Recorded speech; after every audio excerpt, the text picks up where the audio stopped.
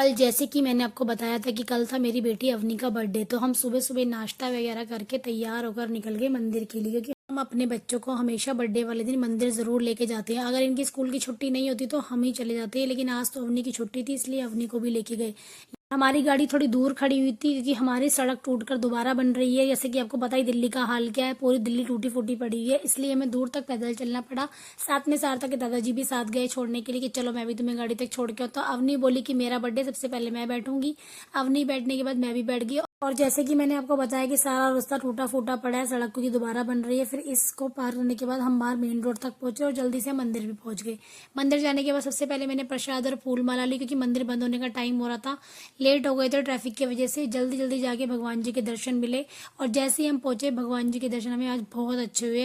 हमें आज दर्शन तो हुए और भगवान जी की बहुत ही अच्छी आरती भी देखने को मिली। अवनी बोली मम्मा मैं बहुत लकी हूँ, आज मेरे बर्थडे वाले दिन आपको देखो जगन्नाथ जी की आरती देखने को मिली। और सच में गाइस आज बहुत ही अच्छे दर्शन हुए, पूरी आरती बच्चों ने ली। और उसके बाद पंडित जी ने हमारा प्रसाद भी चढ़ाया और बच्चों को बहुत ही अच्छे से आशीर्वाद भी दिया। फिर अवनी से सार्थक से उसका नाम पूछा, तीनों बच्चे से उनका नाम और गोत्र पूछा और उनके नाम से पूजा की। पंडित जी ने पूछा आज किसका बर्थडे। अवनी बोली मेरा और सौम्या दोनों का बर्थडे। पंडित जी ने बोला आप दोनों ट्विंस हो। हमने कहा नहीं, दोनों का बर्थडे नहीं है, अवनी का ही बर्थडे है।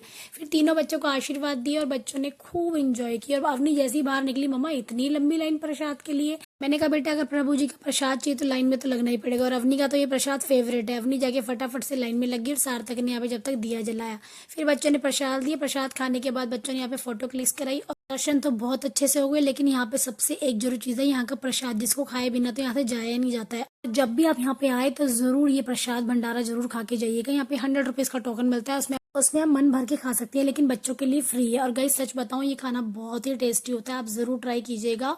और अगर आपको ये ब्लॉग अच्छा लगा हो तो मुझे सब्सक्राइब करना मत भूलिएगा। और जैसे कि मैंने आपको बताया था कि अवनी के साथ आज एक ब्यूटीफुल गर्ल का और बर्थडे, उन्हीं को हम सरप्राइज देने जा रहे हैं। ये आपको अगली वीडियो में देखने को मिलेगा। तब तक के लिए राधे राधे।